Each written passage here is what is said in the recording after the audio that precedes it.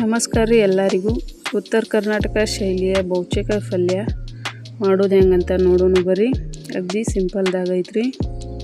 ಮತ್ತು ನಮ್ಮ ಉತ್ತರ ಕರ್ನಾಟಕ ಸೈಡೆಲ್ಲ ಬೌಚೆಕಾಯಿ ಅಂತಲೇ ಕರೀತಾರೆ. ಒಂದೊಂದು ಸೈಡ್ ಸಿಟಿ ಸೈಡೆಲ್ಲ ಗೋರಿಕಾಯಿ ಏನೋ ಚೌಳಿಕಾಯಿ ಏನೋ ಅಂತಾರೆ ರೀ. ಆಮೇಲೆ ನಾನು ಒಂದು ಅರ್ಧ kg ಆಗೋಷ್ಟು ಬೌಚೆಕಾಯಿನ ಕಟ್ ಮಾಡಿ ನೀರನ್ನ ಹಾಕಿ ತೊಳ್ಕೊಂಡು ಇಟ್ಕೊಂಡೇನಿ ರೀ. ಒಂದು ಸ್ಟವ್ ಆನ್ ಮಾಡಿಟ್ಟೆ, ಕಡಾಯಿ ಇಟ್ಟು ಅದರ ಮೇಲೆ ಬೌಚೆಕಾಯಿನೆಲ್ಲ ಹಾಕೋತೇನೆ ರೀ.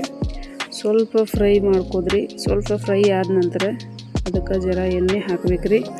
ಎಣ್ಣೆ ಹಾಕ್ಕೊಂಡು ಚೆಂದಂಗೆ ಹುರ್ಕೋಬೇಕ್ರಿ. ಎಣ್ಣೆ ಎಲ್ಲ ಬೌಚೆಕಾಯಿಗಳಿಗೆ ತಾಗಬೇಕ್ರಿ. ಮತ್ತು ಚೆಂದಂಗೆ ಕೈ ಬಿಡ್ಲಾರ್ದಂಗೆ ಹುರ್ಕೋಬೇಕ್ರಿ. ಎಣ್ಣೆ ಹಾಕೋಕ್ಕಿಂತ ಮುಂಚೆ ಮೀಡಿಯಮ್ ಫ್ಲೇಮ್ದಾಗ ಇರಲಿ. ಎಣ್ಣೆ ಹಾಕಿದ ನಂತರ ಸ್ವಲ್ಪ ಹೈ ಫ್ಲೇಮ್ದಾಗ ಇಟ್ಕೊಳ್ಳೋದ್ರಿ. ಈ ರೀತಿ ನಾನು ಹುರ್ಕೊಂಡು ತೊಗೊಂಡೇನು ನೋಡಿರಿ. ಎಲ್ಲನೂ ಒಂದು ಪ್ಲೇಟಿಗೆ ಹಾಕೊಂಡು ಇಟ್ಕೊಂಡೇನು. ಅದಾದ ನಂತರ ಸ್ಟವ್ ಆನ್ ಮಾಡಿ ಮತ್ತು ಒಂದು ಕಡಾಯಿ ಇಟ್ರಿ. ಸ್ವಲ್ಪ ಅಂದರೆ ಒಂದು ಟೇಬಲ್ ಸ್ಪೂನ್ ಆಗೋಷ್ಟು ಎಣ್ಣೆ ಹಾಕೋಬೇಕ್ರಿ. ಎಣ್ಣೆ ಜರ ಕಾಯೋ ತನಕ ವೇಟ್ ಮಾಡಿ ಅದಕ್ಕೆ ಎಣ್ಣೆ ಕಾದ ನಂತರ ಸಾಸಿವೆ ಹಾಕೋಬೇಕ್ರಿ. ಆಮೇಲೆ ಜೀರಿಗೆ, ಆಮೇಲೆ ಒಂದು 2 ಕಡಿ ಆಗೋಷ್ಟು ಕರಿಬೇವು ಹಾಕೋಬೇಕ್ರಿ. ಆಮೇಲೆ ಸಣ್ಣದಾಗಿರೋ ಒಂದು ಮೀಡಿಯಮ್ ಸೈಜ್ದಾಗಿರೋ ಈರುಳ್ಳಿನ ಕಟ್ ಮಾಡಿ ತೊಗೊಂಡೀನಿ ರೀ. ಅದನ್ನು ಫ್ರೈ ಮಾಡ್ಕೊತೇನೆ ರೀ. ಸ್ವಲ್ಪ ಕಲರ್ ಚೇಂಜ್ ಆಗೋವರೆಗೂ ಹುರ್ಕೋಬೇಕ್ರಿ. ಈ ರೀತಿ ಕಲರ್ ಚೇಂಜ್ ಆಗಿತ್ತು ನೋಡಿರಿ. ಇವಾಗ ಇದಕ್ಕೆ ಅರಿಶಿಣ ಪುಡಿ, ಸ್ವಲ್ಪ ಗರಂ ಮಸಾಲ ಹಾಕಿ ಹುರ್ಕೋಬೇಕ್ರಿ.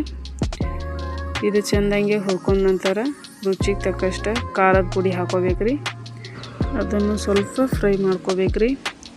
ಅದಾದ ನಂತರ ಶೇಂಗಾ ಪುಡಿನ ಹಾಕೋಬೇಕ್ರಿ.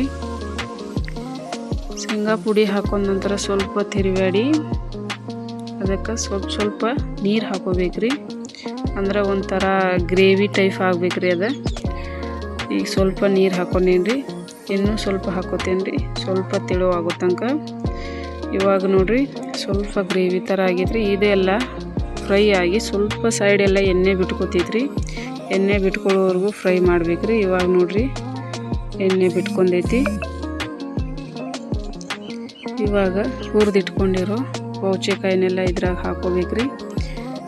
ಇವಾಗ ನೋಡಿರಿ ಮತ್ತಷ್ಟೇ ಫ್ರೈ ಮಾಡ್ಬೇಕ್ರಿ. ಆ ಗ್ರೇವಿ ಎಲ್ಲ ಬೌಚೆಕಾಯಿ ತಾಗೋ ಥರ ಚೆಂದಂಗೆ ತಿರುವಾಡಿ ಫ್ರೈ ಮಾಡ್ಕೋಬೇಕ್ರಿ. ನೀಟಾಗಿ ಎಲ್ಲಕ್ಕೂ ಗ್ರೇವಿ ಹಾಕಬೇಕ್ರಿ. ಅದ ಚೆಂದ ಎಲ್ಲನೂ ಫ್ರೈ ಮಾಡ್ಕೋಬೇಕ್ರಿ. ಆ ನಂತರ ರುಚಿಗೆ